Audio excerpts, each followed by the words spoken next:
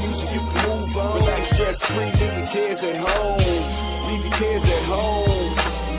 Get your two-step, get your groove on. This is feel good music, you can move on. Relax, stress-free, leave your cares at home. Leave your cares at home.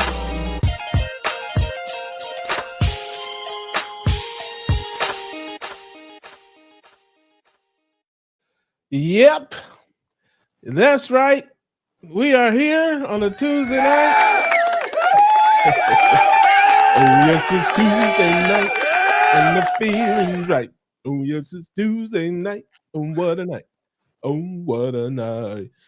Testing the range, testing the limits of my range down there. We are here on the cam with the fam on YouTube, not the gram. And my man Rick is in my am. Me. I got bars, people. My flow is sick like the flu. So anyway, my man, what's going on, brother? Well, you know, it's one of those weeks. I mean, we weren't supposed to get rain, but we got a bunch of rain. So I had to chase around the roof leaks, keep the buckets, keep the trays going until I can fix that thing. But on the other hand, I got some good news. And hopefully by this weekend, I will have the engine from my truck that I can get ready and stick it in there and be driving again. And I can put my bicycle and hang it up on the wall for good. Well, actually, I'll ride it sometimes. But with my truck running, I don't have to ride that bike as much anymore. I'm going to be super happy. And then I can do the transmission on my van. So, you know, if you want to see somebody down by the river with the van chasing after ducks and iguanas, that'll be me. But I'll have my truck too. So I can't go wrong with that. And that makes me happy.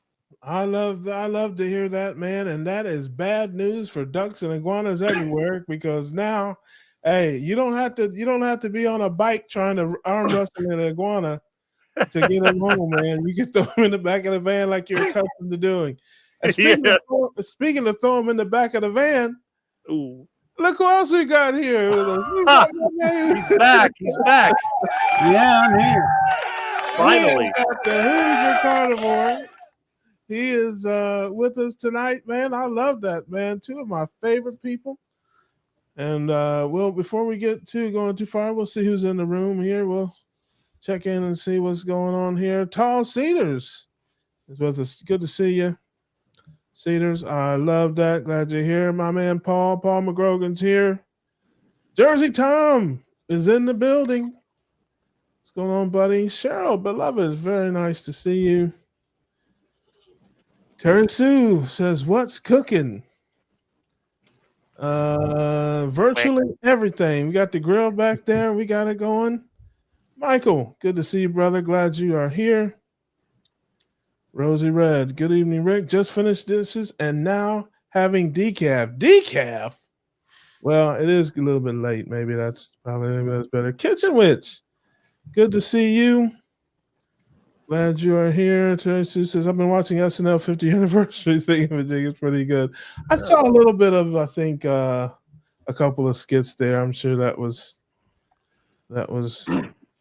cool, especially the older stuff. I liked them better when they were older. It's funny you mentioned that because on Saturday, I normally don't watch TV. I turned on the TV, which I use as a monitor, and it had channel 6 on it, and it had Saturday Night Live when they called it Saturday Night. And I looked at it, I go, I'm looking around my house, I think, am I back in the 70s for real?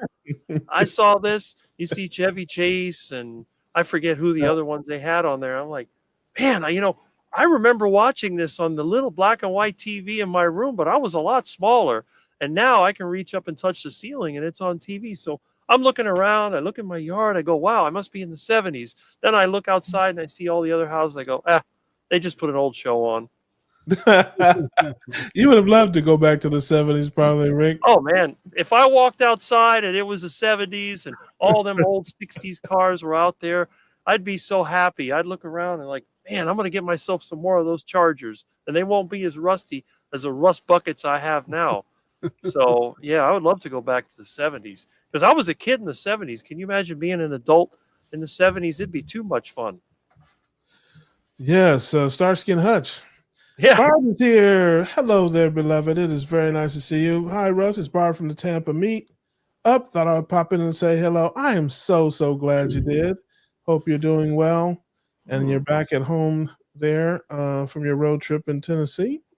You have to tell me where the next road trip is. I know you're on the way somewhere. I got to sit next to Barb at the tap to meet up. Somebody else's name tag was in the seat, but I didn't want to go all the way over to my seat, so I took that seat, and I made a new friend. How about look at that? Look at God. Won't he do it? Let's see here. Who else is in the room here? Oh, Apex is here. Hello there, beloved. Good to see you. Lizzie says hi. Hello there, Lizzie. Hello. So we got here. Hello. That sounds like Burger Chef. Yes, I think we get everybody in here. I love it. Oh, Lambs. Good to see you. Quick check in to say hello. We need to bounce, get some Z's at 2:36 a.m. Have a great one, guys. Appreciate you popping in to say hey. It must be on the other side of the pond. Yeah, I think so. Mike says, one of my first cars, 66 Fairlane GT. My first car was a 1987 Chevy Chevette. There you go. I bet you can guess what my first car was. 69 Dodge Charger. That's it. Yeah. I still have it. I was gonna say Dodge, but I could, that's all I had. I didn't have anything else. And you probably still have it. He probably still got it. I guess everything that he ever owned there in that house. There you go. My first car was a 72 Dodge Challenger. Mm-hmm. Oh, a couple of Dodge guys. Mopar man. Black interior. A Mopar man. That's it. Yeah. Through and through. My uncle had a Hemi Cuda, and he took me to a bunch of car shows back in the 80s, and that was it for me. I've owned 4 Challengers. I've had a couple Chargers. I've had a Super B. I had a Hemi Satellite. Yep, had some nice cars. You guys are. Now, you don't have them anymore. Do you consider Chrysler part of Dodge? I mean, I know it's not anymore. I don't think it's okay. Making sure. It was, yeah. Yeah, I didn't start. I caught up later on with the whole the Chrysler. I'm on my 9th Chrysler. They used to make the Town and Country. They don't make it anymore, but the Pacifica now is their new. It took that over, so I'm on my 9th one. So since 90, maybe around 2000, I think I got my first one, something like that. Yeah, the Dodge Caravan was the first minivan. Mm-hmm. Yes, my dad had one of those. They kind of invented it.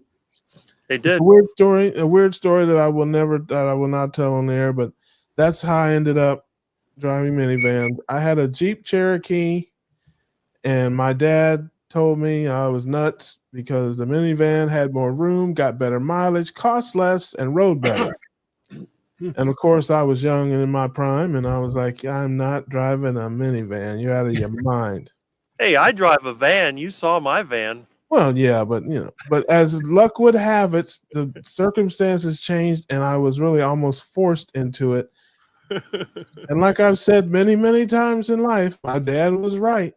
So, I now have my 9th one, and I don't plan on driving anything else. So there you have it, ladies and gentlemen. This concludes the vehicle segment of the show.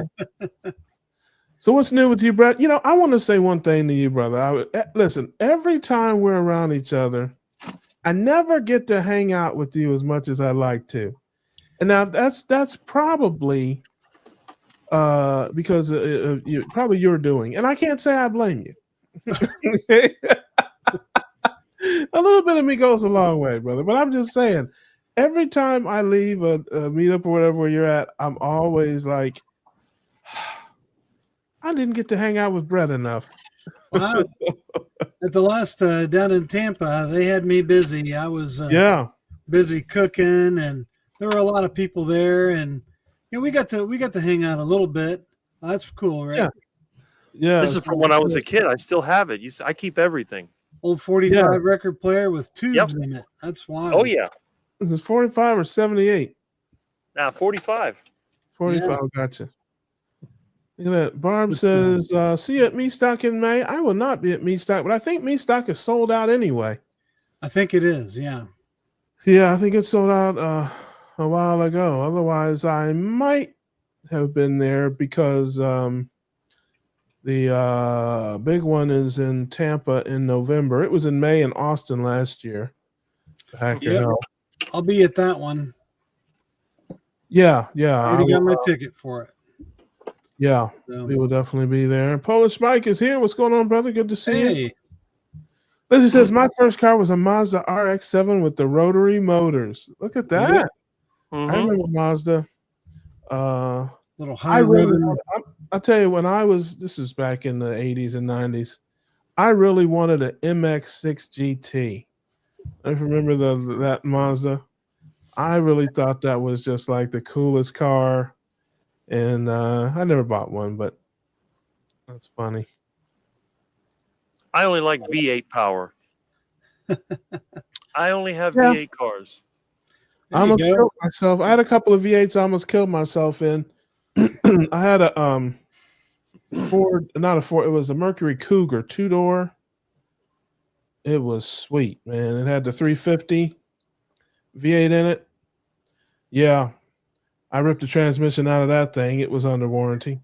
And then my brother Don, my dad used to, when I was a kid, he had his own business. He putting in sunroofs and things like that.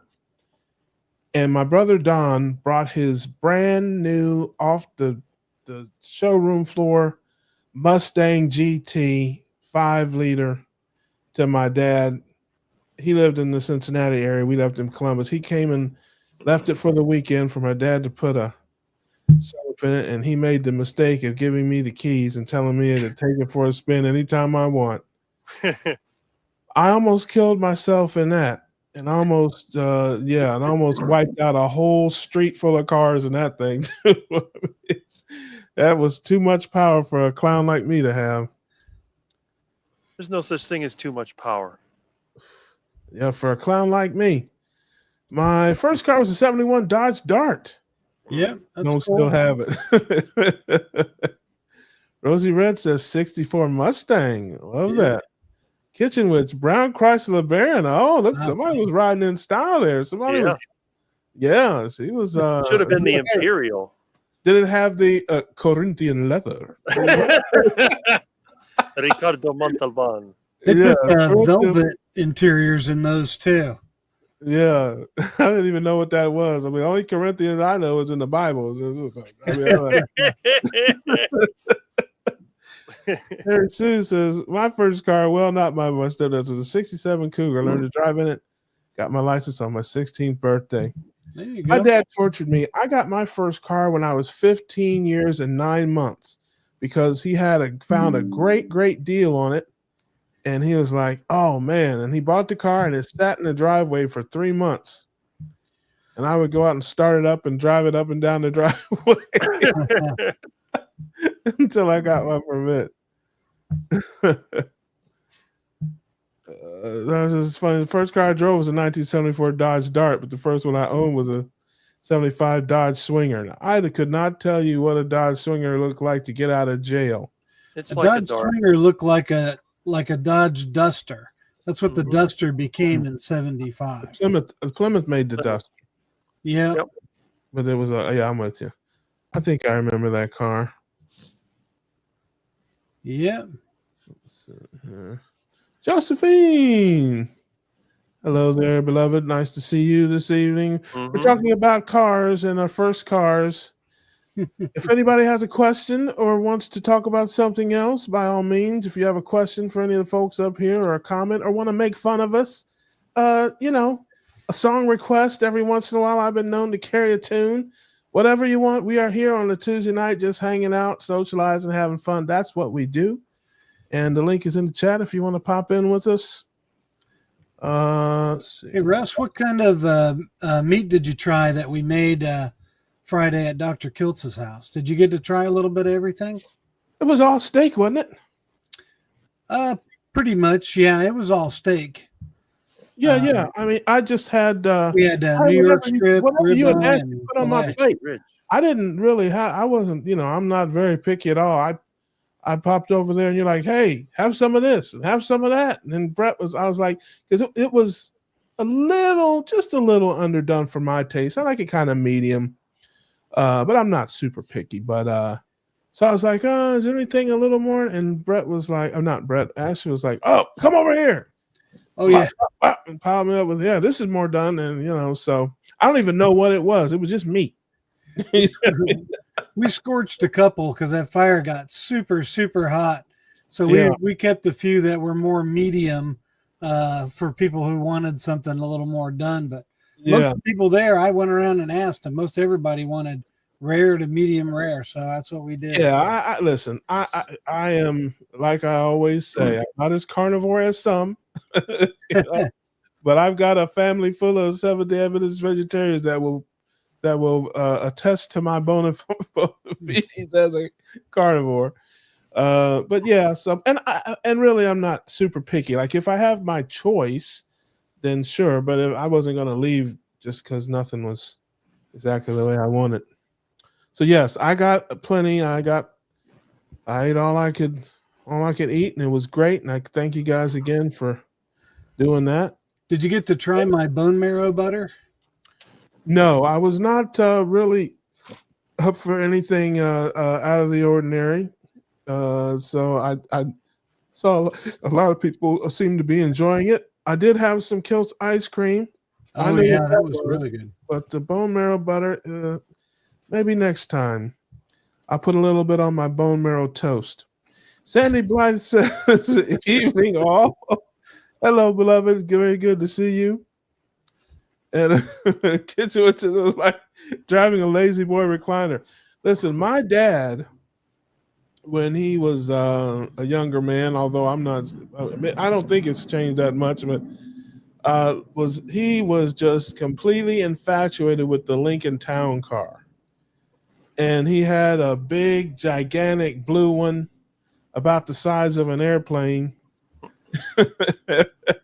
And man, did he love that car. He loved that car. Got a fond memory of a 84 Lincoln Town Car that we drove to spring break down in Florida, me and some buddies of mine in 1990. And it was like riding in a limo from Indiana all the way down there. It was awesome. Yeah, man, you can stretch right out the back of that thing, man. You can. Listen, I was 15. I bought it off the side of the road. They didn't even ask for a driver's license. I drove it around till it broke. I didn't start any tickets, so I got a license. Yes, I was going to say there that. You go. Sound like somebody stole you, a stolen thing.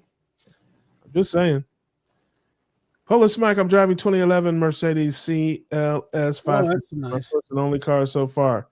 Yeah, it's like nice to have rich friends in the chat here. I love that, man. Let me can a brother get $20?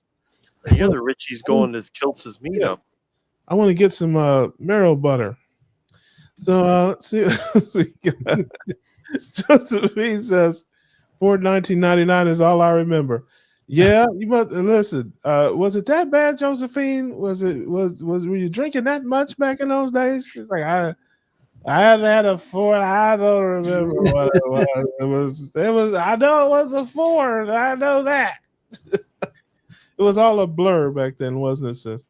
I got you. But now you're in the straight and narrow. You're on that keto road, doing what you're supposed to do, and your brain fog is gone. That's hallelujah. Let's see what else we got here. What's like? Yes. Oh, yeah. There you go. $200. Yeah, my dad got my first car for $500.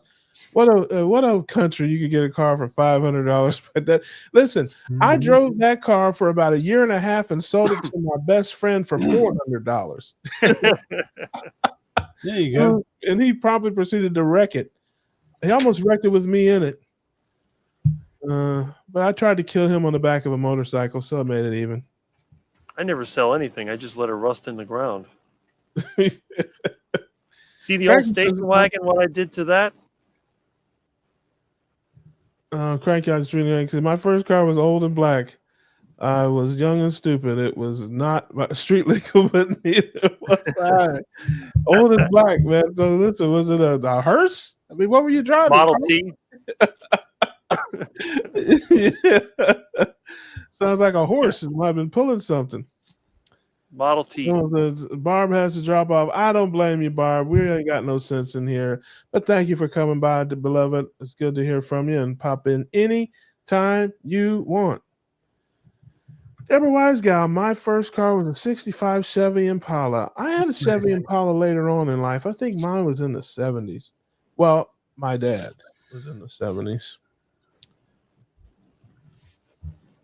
Yeah. Juan Manuel says, "Hey, good to see you, Juan." Why did I sound like Barney from The Simpsons? Hey, that's my best drunk impression. I don't know what to tell you. You know, listen, the last time I got drunk was in 1987. So, you know, that's the best I can do. I've never been drunk. Now, there's a guy after my own heart. He must be about my age. Vet. That's right. You got a vet. That makes two of us. His was a 91. Mine was an 87. Tell the girls you got a vet, a Chevette. A Chevette. And they'll tell you to shove it. Yeah. I don't think the girls like a 69 Charger much either. That's more of a guy's car. Yeah. Sandy says I drive a 2202. She's in the future. She's like the Jetson. Yes, meet George Jetson. His wife. Hey,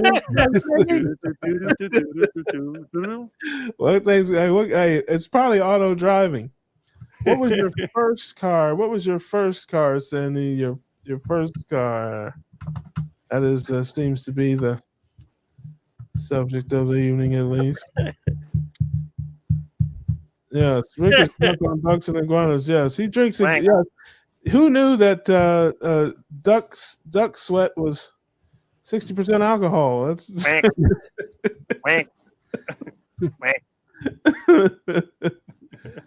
Oh, it says old model here in South America. Oh, that's what you're driving now? You're driving a 1991 Chevette? Wow. Josephine says, I got to drive it 4 times. I was a learner, but the boyfriend at the time would freak me out, saying it was a death trap. So I left and sold for $100. Said Mom it was a good car. Yeah. Man, I feel like we're talking about something from like 150 years ago, about selling cars for $100. But it's crazy, man. I'm gonna tell you a car that I really liked, a lot, was the Crown Vic. I had one of those. I bought it for like $2,500. I put probably 25,000 miles on the thing. It had like 180,000, 190,000 miles on it. And I sold it to a guy for $1,500. I've been driving it for about 2 years. I mean, and that thing, man, it had that big V8. Wasn't that great on gas, but man, it was smooth and powerful. The old school Crown Vics. I paid $50 for a '69 Coronet. Oh, that's a deal. Well, I needed a transmission from my other car, so that was it. Needed another 727 torque flight? I had a 904, but, it was a 318. A small block. Yeah. Me and Rick know the lingo. We can talk. We're the Mopar, in the building, man. He needs his own. He needs his own theme music. Yeah. Papa was a rolling stone. Wherever he left, that was his home. And when he ate steak, all he left was a bone. Yeah, I got to meet Papa down in Florida. He was at Dr. Kiltz's house. Absolutely. You rich I got to hang out with him a little bit. I wanted to talk to him more, but we didn't get a chance. It's like Richie Rich over there. I worked off my entry fee, so that's what I did. Hey, if they charge you an entry fee, that's why I tell everybody, they charge me entry fee, that means they don't want me there. Sandy Blight says first car was a 72 Chevy Nova. Now I do remember the Chevy Nova. I had a couple of friends that had one. Nova, it doesn't run. That's right. They didn't sell well in South America. Nova means no go in Spanish. Yeah, So. Nova. Nova. Wyman Wells says now Like a 2019 Peugeot. Man, now there's a name. There's a brand I haven't heard from for 100 years. I had a friend in high school that had a Peugeot, an old. I don't think they import that's those German. to the United Is that States German anymore. or I can't remember It's who French. made the Peugeots. Yeah, they're Some French crap. Oh, was it French? Yeah, that probably does make sense. Anything they make over there is garbage. It's like Fiat. Fix it again today. Yeah. The Pharaoh Grandma says hello. Hello there, beloved. Very nice to see you tonight. Peugeot, French brand. Yes, yes, yes. Sandy says, sing it, Russ. Yes, I will. Every now and again. Every now and again. I do need my own theme music. Rubber Ducky, you're the one. Rubber Ducky, you make life fun. Rubber Ducky, I'm awfully fond of you. That's your As long as theme it's not song, Disco man. Duck. Rosie Red's husband says his first was a Volvo. Oh, somebody went to prep school. Yeah. Look at that. And they still drive Volvos. Oh, yes. And they probably eat filet mignon and drink green tea. I'm just kidding. I put my pinky up every once in a while just to see how the other half live there. Team Volvo here. Love that. Love that. Oh yes.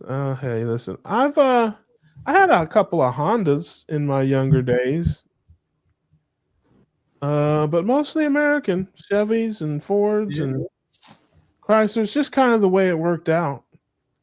I did. Oh, I tell you, I had another car that I almost died in that I really liked.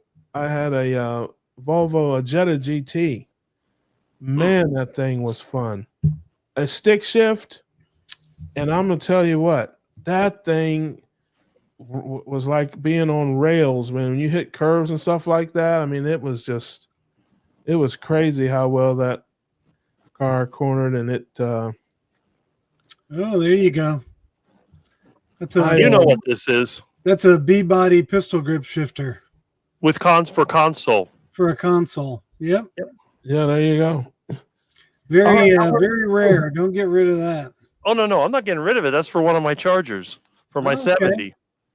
Oh, they made like a lot less 4-speed Chargers than they did automatics, so they're pretty rare. Sought after. Yeah, I always thought this was unique. You know, there's no other shifter. Nobody else uses this. Yeah. Yeah, that Volkswagen GT, one time, I had it when I was in Washington, D.C. I lived in the D.C. area for a little bit, and they had this road called Sligo Creek Parkway. It was just super curvy, and man, I used to fly up and down that thing. I can't believe I'm still alive. And I remember coming home one time, I was tired to let my buddy drive, and I went to sleep in the back seat, the 4-door. I woke up, looked out the window, everything was a blur.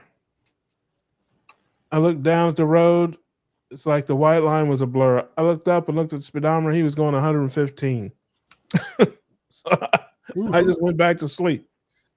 So, okay. Anything else here? Yeah, we do like American brands, that's for sure. Rosie Red says, Rick, how do you find those old things so quickly? Do you have everything categorized? I pretty much do, believe it or not. I have an extensive collection of junk. I need to read the newspaper. Rick is the repurpose king. He is the king of repurpose. I don't know that he's repurposing anything. I think that's a kind way of saying he's a hoarder. Yeah, but I only keep the good stuff. I don't keep the crap. The good stuff. Yep. I gotcha. The stuff that I can use. It actually works. Yes. I actually have a database, you know. I have all this stuff. I have over I think almost 2,000 items that are in the database. I have boxes and labels and everything. I got 2 rooms that are just full of stuff. Hmm. Hey, Rick, what model is your charger? Well, I have 3 of them. I have one with a 318, one with a 383, and one with a 440. Which one's the 4-speed? That's the 440. Is it an RT? Yes, it's an RT. Okay. I still have my old Chrysler production numbers books. Ah, I can tell you how many of them they made. that's good. Look at that. Just take me a second to figure out. 1970 Charger RT with a 440. 1,443 of them. There That's you it. go. That's all they made for 70. And I got one of them. Yep. Yes, Rick definitely keeps his ducks in a row, especially when it's time for them to go to the guillotine. They're lined right up. When you're a quack, you got to keep them on track. If you had a Hemi car, they only made 112 of those. Oh, yeah, those are super rare. I never got my hands on a Hemi. I had a chance to get one, but I was in high school and I didn't have the money. I didn't have the $3,000 they wanted. I missed out on a 69 Dodge, a 69 Charger 500. Mm-hmm. The 1 year only. It was the non-wing, non-nose cone version of the Yeah, Daytona. had a coronet grill on it. They only made 392 of them. It was white with a red interior, 440 automatic with air conditioning. Mm-hmm. And the guy wanted $500. I came back with the money, and he'd taken it in to have the oil changed and the brakes adjusted, and the guy wouldn't let it off the lift and made him sell it to him. He wouldn't let it out of the shop. Yeah. Oh, somebody, you could have sued somebody. Oh yeah, that's a 6-figure car today. Mm-hmm. Wow. Restored Charger 500 69. Yeah, it's $200,000 car. Yeah. Yeah. So you had it bought for how much? I had it bought for $500. See, Back in 1988, 89. Yeah, see, he should have told the guy, man, I got a guy that's going to give me $10,000 for this car. Are you going to match that? And then then he could have sold the guy and then hooked you up, man, and gave you a couple of bucks. I've been thinking ahead. Well, yeah, that's what I get for not showing up with cash in my pocket. But I was young and stupid. If it weren't for bad luck, you'd have no luck at all. People then weren't as stupid as they are today. They weren't going to pay that kind of money back then. So today they're desperate. Yeah. Feral Grandma says marrow butter. Cook a few marrow bones. Scoop the soft marrow into a bowl with 1 or 2 softened sticks of butter and stir. That's how I made it.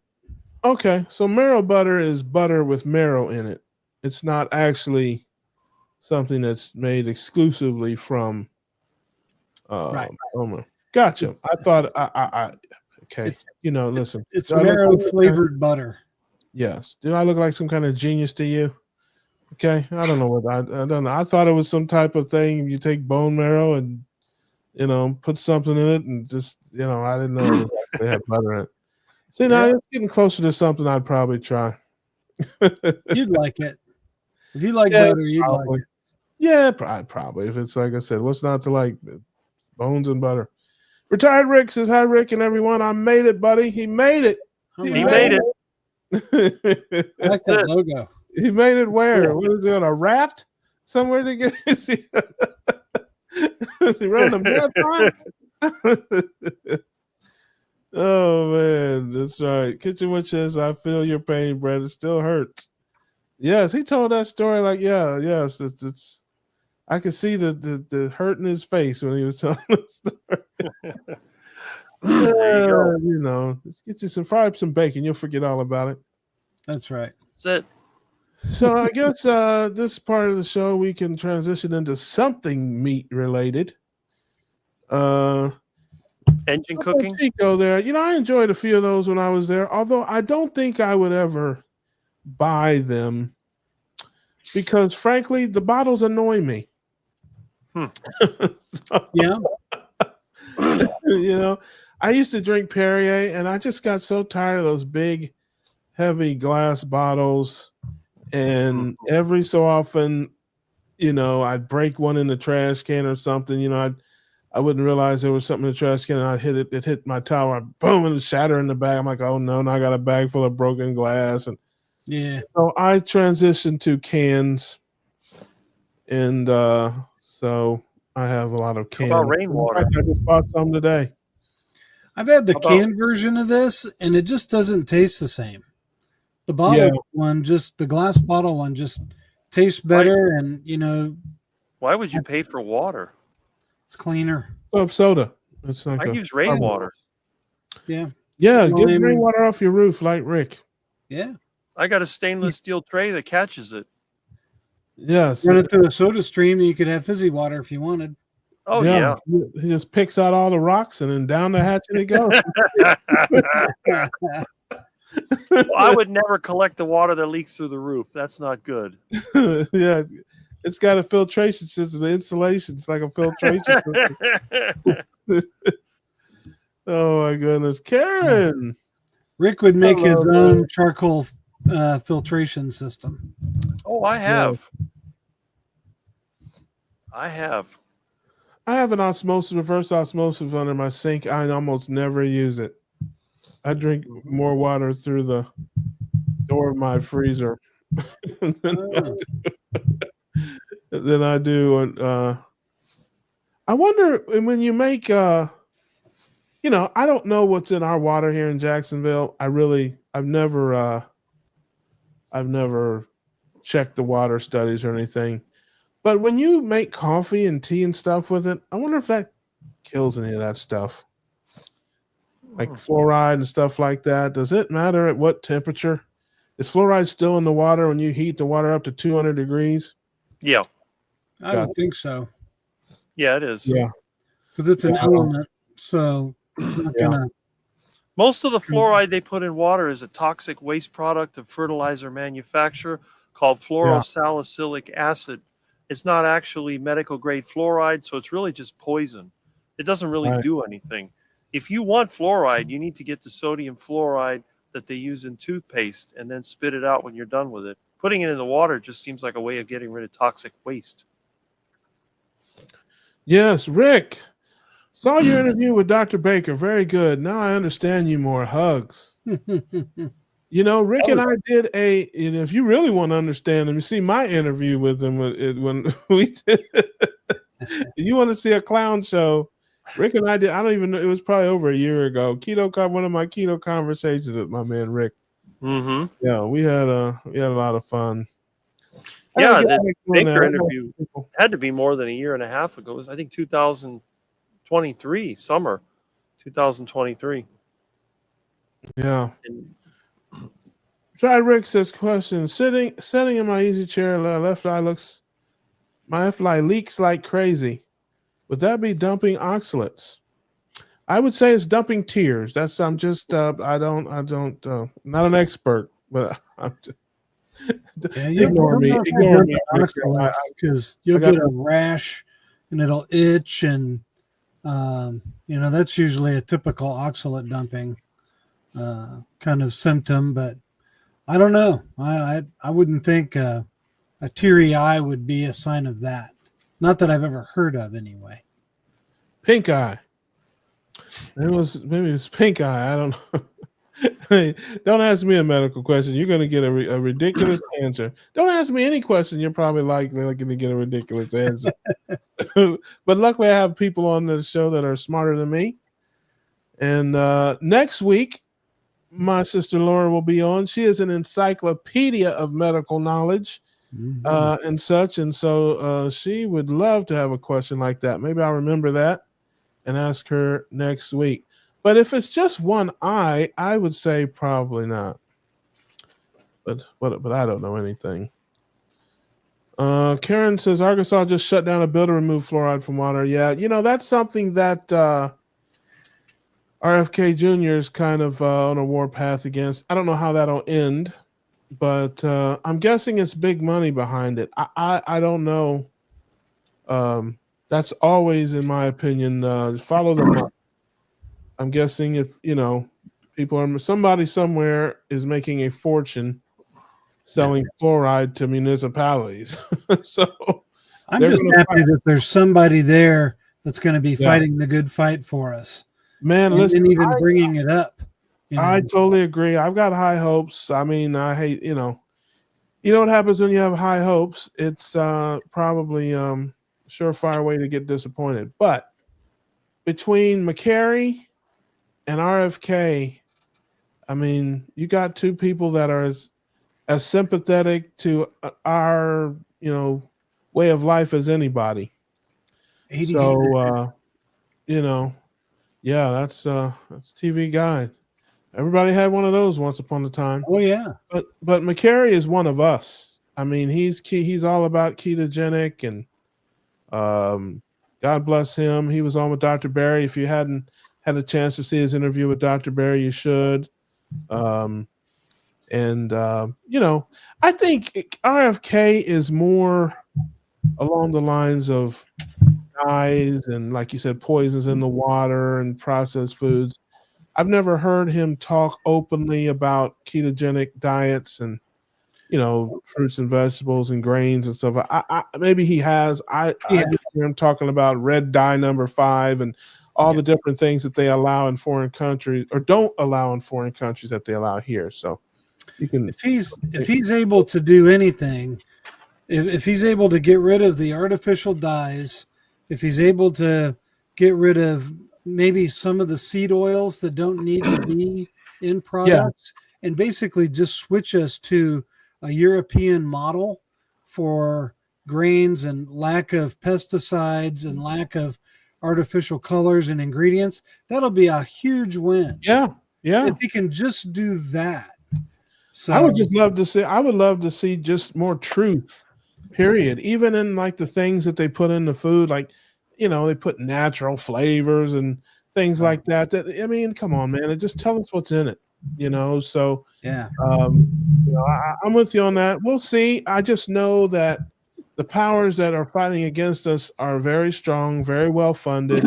They're deeply entrenched in Washington, and sometimes, man, the machine is just too big. One guy is out there trying to do it, but we'll see. At least you can, if you get it out into the public, and then maybe the grassroots can take hold of it and do that too. Papa says, "Hey, Brett and Russ, it was nice, great meeting you guys at Kilt's house." Well, it was great meeting Brett. I agree with that. Me, it was okay. I mean, there's worse things. I mean, root canals, colonoscopies, they're worse. I agree with that. Unless you're a great hugger like me. Hey, listen, I need all the love I can get, man. So, when it comes to the family, yes, I love the family. So I hug you like your family. Lizzie says, I'm still having small eczema. Gotcha. How long have you been carnivore, Lizzie? Yeah, that was my next question is what type of diet are you on and how long? And I mean, all are welcome here. There's a lot of carnivores here. I'm mostly carnivore. Of course, depends on who you ask. But everybody's welcome here. I don't care even if you could be eating a donut and a pizza right now. Come on in here and let's talk about it. And we'll explain to you why you might want to at least put down the donut. At least put down the donut. Oh, so Lizzie, do you eat, drink dairy, cheese, or cream? That's a good question. Lizzie can let us know. My man Crank says, whoops. Listen up here. Crank says, when I'm oxalate dumping, it includes burning, itching eyes that feel like I'm in the midst of a forest fire. Having a glass of black tea, and if it abates, it's likely to be oxalate dumping. There you go. Yeah. See, we have smart people on this that are in the chat and here and stuff like that. So I hope that helps you out. I'm doing a little bit more of that myself, a little more tea, black tea, green tea. I'm changing up some things. It's a long story. I won't bore everybody with it here today. Maybe another day. But everybody oxalate dumps a little different too. Some people get itchy. Some people, me, I got like a rash on my calves, like on the backside of my calves, and I could itch it, and I could almost feel like, how if you sweat out in the sun, sometimes you get the salt that will come off your arm. It kind of felt like that a little bit. and it took Forget weeks for it to go away. And then and I didn't even know what it was at the time. And now that I found out what oxalate dumping is, I'm like, I went through oxalate dumping. I thought I just had a rash. Yeah. Well, you know, out there fishing in them boats up in them, you know, weird places, man. That's right. You might get a little poison ivy or something going on in there. I Lizzie love poison she ivy. does have yogurt and a little butter in the coffee. So I'm guessing that's plain yogurt. Butter in the coffee is good. Yogurt, yeah, not so much on that. Some people, you know, don't tolerate it well. Others. Papa Carnivore says cranky. Yes, definitely sounds like oxalate dumping. I had dumping through my tear ducts for several weeks. Went away one day. There you go. I've gone down to about 1 yogurt a week when I feel like I'm having an urge. Can't argue with that. Yogurt's your crutch. I have yogurt daily. You do? Yeah. Yeah. I make yogurt all the time. Yes, now that's a song from the past. Just what makes that little old ant think he can move a rubber tree plant? Everyone knows an ant can't move a rubber tree plant, but he's got high hopes. He's got a high apple pie in the sky. I had to bring my phone and lounge on the bed so my grandson doesn't hurt too much. Yeah, he'll be asking for a 69 Charger, you know, or a 77 Nova. Papa says, Lizzie, try stopping the yogurt. It doesn't work. Cut out the butter too, see if that helps. You can use ghee in place of butter. Yeah, let's see here. Whack. She does not eat cheese. There's some things going in the. So how bad was your eczema, Lizzie, at one time, and how is it now? Would you say, just number wise, is it 80% gone, 90% gone? That's a wonderful thing. Sandy says, I'm a big hugger too. That's right. Lots of love in the ketogenic family. Well, if you ever go to a meetup, there's usually lots of hugs to be had. Oh, yeah, man. Get yourself to a meetup. Love being with the family. Oh, 15 weeks. Love that. There you go. Love that. Yeah, you're on your way. That's give it some time. Yeah. You're kind of newly into that. That's wonderful. Keep on rocking. What's that, Adaptate? Yep. I found some of my tapes. These may have my original YouTube videos still on them, but I'm going to have to hit the yard sales to find a player where I can play these things. Yeah. I used to use those in recording studios once upon a midnight clear. When I started on YouTube in 2007, that's where I used to make my videos on. Yeah. Black tea, I'll get some and try that. Thanks. How many tea drinkers we have in here? Black tea. I started drinking green tea probably about 2 months ago. I saw a video from Jason Fung, and he had like the top 5 reasons you should drink green tea. And so I said, okay, whatever. And so I like it okay. I can't say I've noticed any real difference in anything, but it's just something to drink. I use a little allulose and monk fruit extract in it, and I drink it from time to time, maybe 2 or 3 times a week. So down here in the South, of course, black tea is a favorite of everyone. I drink some of that too. But curious if we got some folks in the building and how they like it. And let's see here. Yes. Who would say Cranky is not smart? I know Cranky is smart. Okay. Sally says, yes, I've listened to Sally a few times. Recommends drinking some strong black tea. Gotcha. I actually don't feel like tiny flames of sand coming out of my eyes. Yeah. So that's what you have to look forward to, everybody. There you go. Yeah, black tea has oxalates in it, and it's supposed to help relieve the dump or stop the dump for a short time anyway. I always like going to the dump. I was gonna say stopping the dump is something I need when I eat too much fat. I like to go to the dump. William is here. Good to see you, brother. Lizzie said my daughter had oxygen dumping in her eyes when she was young. I had no idea what that was. She'd wake up, her eyes were closed. I saw a commercial for the first time. This might be an old commercial, maybe the first time I've seen it. It was for some type of mites around your eyelashes. I'm telling you, like if you wake up in the morning with crust around your eyes and this, that, and the other, we've got a drug for that. I'm like, what? I've had crust in my eyes since I was 3. That's what lard is for. I'm like, when did that become something you need medication from? I just don't understand. Mr. Sandman paying you a visit.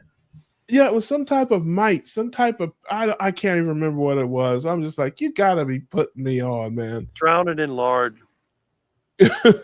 Yeah. Oh my goodness. Wipe some tallow on it. Mm-hmm. Lard fixes everything. Yes, retired Rick. Oxalate dumping is wonderful for your system. Better out than in. Yep. And so make sure we get all the comments there. Rosie says no tea, only coffee or sparkling water. I drink a little bit of coffee, not too much. I used to drink it more. I backed off it. I'm more tea now. Iced coffee in the morning with some cream and allulose, maybe twice a week. And I drink sparkling water quite a bit, and I drink electrolyte water.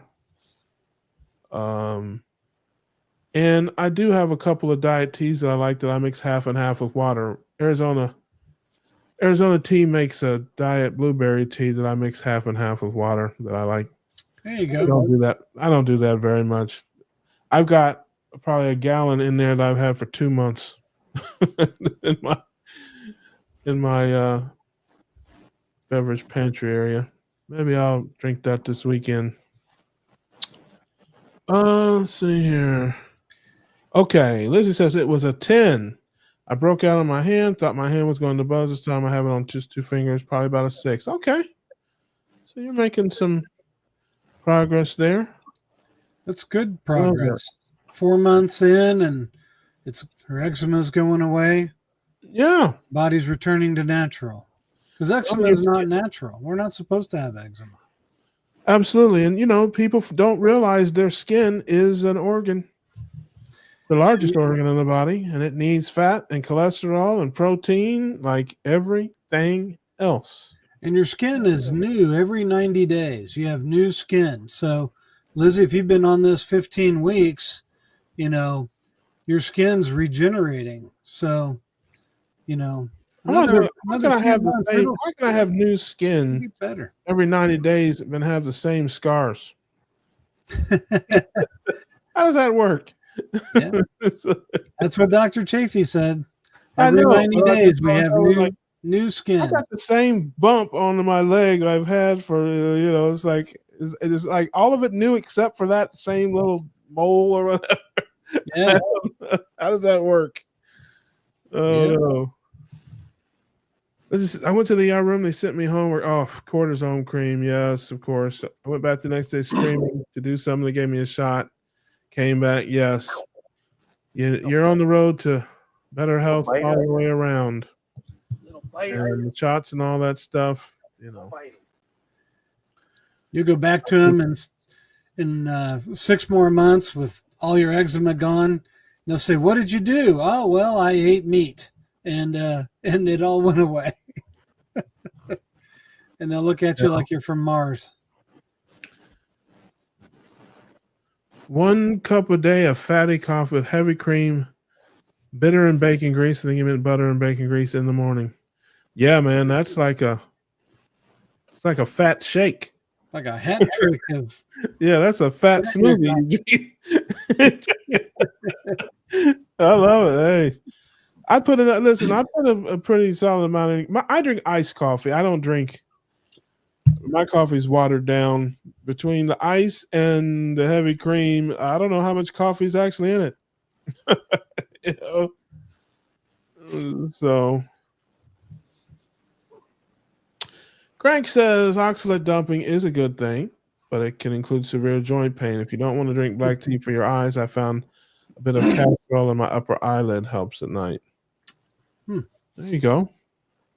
Castor oil. Oh, Sandy says I used to love Arizona blueberry tea.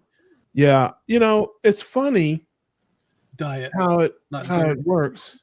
Diet blueberry tea. Some people probably would call it dirt blueberry tea. When I used to drink it before I was like in this life, but I used to drink it, just right out of the jug or whatever.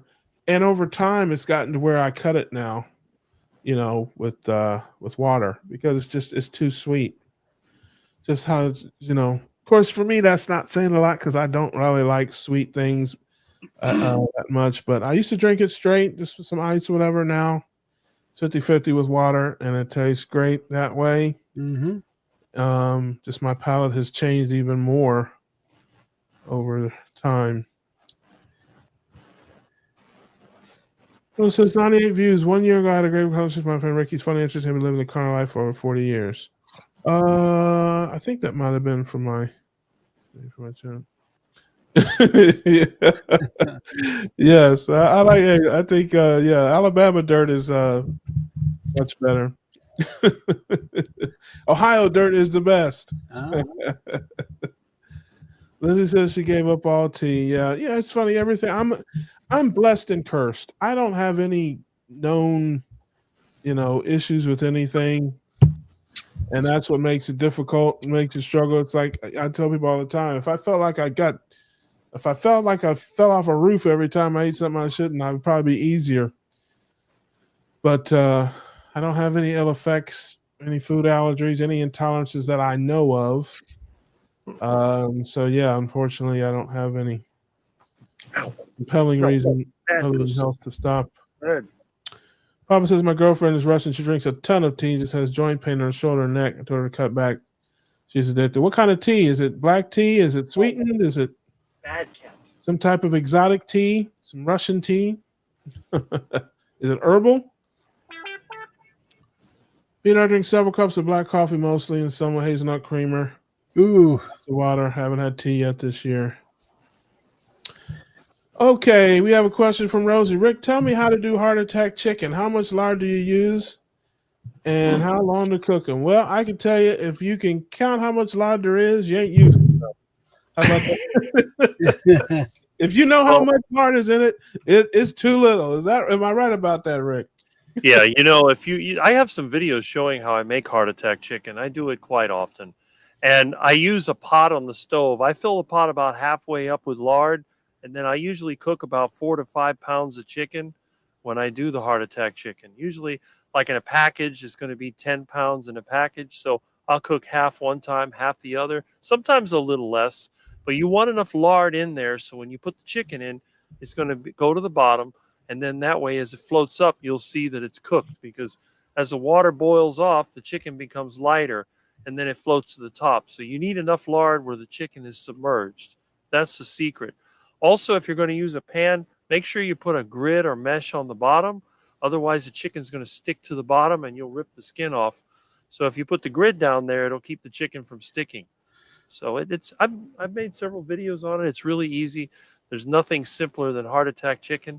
And timing, it just goes by smell, by sizzle, and by crunch. You get your tongs and you move the chicken around inside the pot, and you can feel when it's still kind of soft. Once it gets harder and it's crunchy, you can go ahead and turn the fire off and scoop out your chicken, put it on a mesh, let it drain down. Or if you're like me, I don't even bother to drain it. I just throw it in a dish and I eat it covered in lard or tallow. Because for me, the fattier the chicken, the better it is. The chicken's too lean, it doesn't agree with me. There you have it, ladies and gentlemen. The master himself, Mr. Heart Attack. From the duck's mouth. That's right. I like to have at least one heart attack a day. Yes, his recipe, unlike Colonel Sanders, is not secret.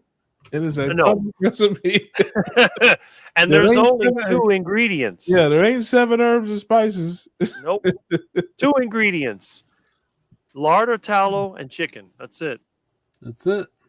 Yes. And it's Rilda says, I quit drinking coffee July 2024, replaced the one I had with bone broth. Yeah, Oh, there you go. there you go. Papa's talking about the hazelnut sweetener. Yes. I know. I've been trying to get my mom off of that stuff. She drinks that Coffee Mate flavored stuff. Oh. Oh, my yeah. mom used to It's eat that crap. awful. And yeah, she really loves it though. But I think it's addictive. It's got It is addictive. Yeah. first ingredient, I think, is like hydrogenized soybean oil or something awful. It's My awful. mom used to drink that stupid non-dairy creamer. I said, "Look, why don't you put real cream in there?" Oh, Right. that's Yeah. too much fat. Like, yeah, like that's a problem. Let me tell you something. Whipping heavy cream is nectar from the gods. I slow sip it like bourbon. There you go. I'm telling you, not all the time, but on occasion. Yes, Papa's right about that. Yeah. It says I posted a video above. Oh, yes. Yep, that is my buddy Rick. We had a good conversation. Papa says, yes, go buy some heavy whipping cream. Yes, and slow sip it like bourbon. You will not be disappointed. I would make a video in an ascot with like a smoking jacket on and it's like a little with some heavy cream and just slow sip it. Yep. Yeah.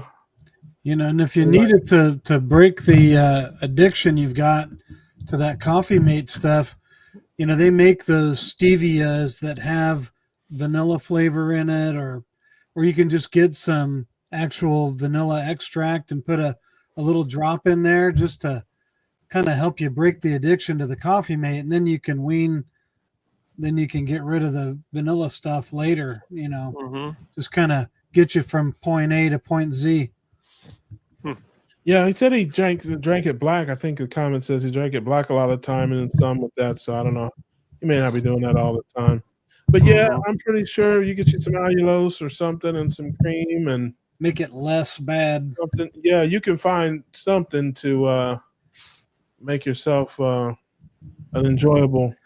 Like I said, I'm an iced coffee guy, man. I hammer that thing with heavy cream and some allulose and monk fruit extract, and it's a wonderful cold drink. Some people don't like cold coffee, but everyone knows I don't like coffee. But somebody accused me of being a Mormon. They thought that the way that I look and I don't drink coffee, I was a Mormon. But you do have the Mormon shirt on. I got to give you that.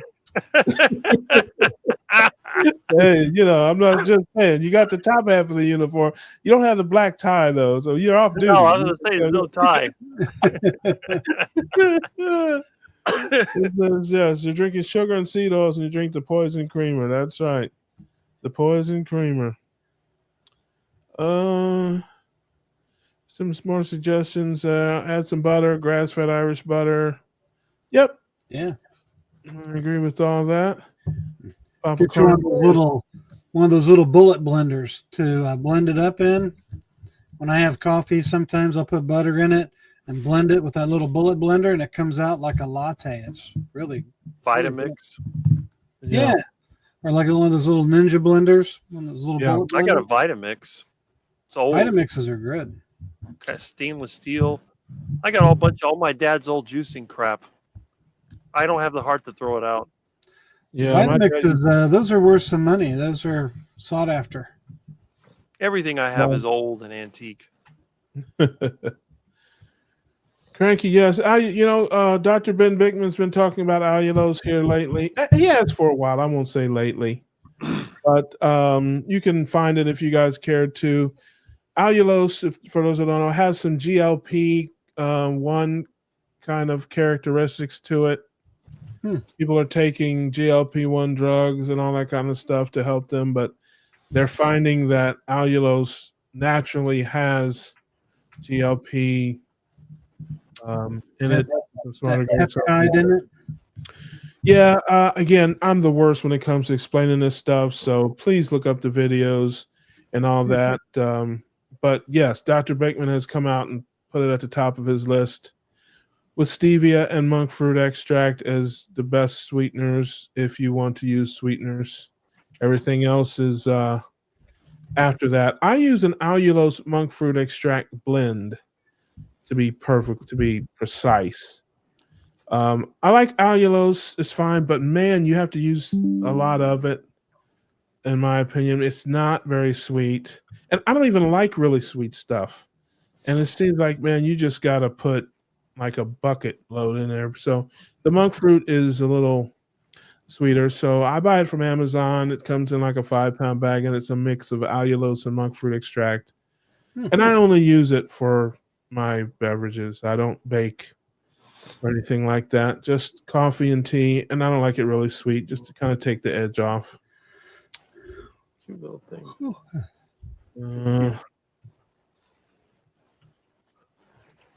Yes, I can answer that. I can speak for my brother Rick there. Yes, for 40 years now. He wants the big one. He wants to go out in a blaze of glory.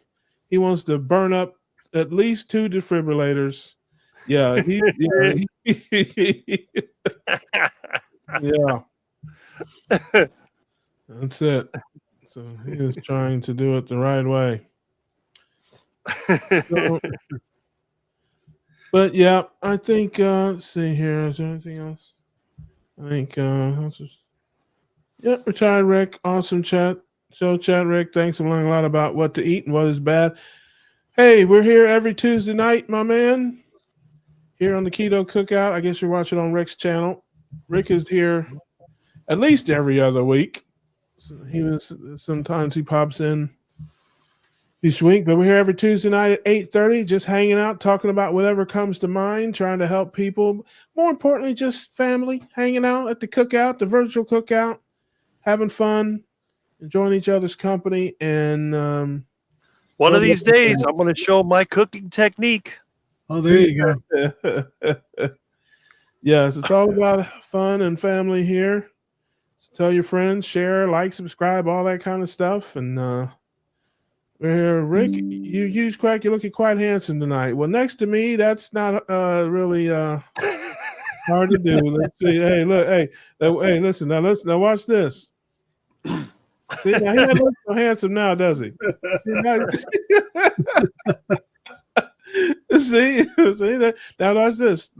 See, now there he looks a lot better. See that? Yeah, you look like. Yeah. It's like, you got Beauty and the Beast up here. So I like it. Anyway, folks, we have fulfilled our contractual obligations to the family. Once again, we want to thank you for hanging out with us. I hope your luck gets better and you don't have to hang out at the bottom of the barrel with clowns like us. But if your life is not better, and if you still have absolutely nothing else to do, come hang out with us on Tuesday nights and have a little fun with us. We love to have you. Until then, keep your carbs low, your proteins and your fats high, and we'll see you next week on the Keto Cookout. All right. That's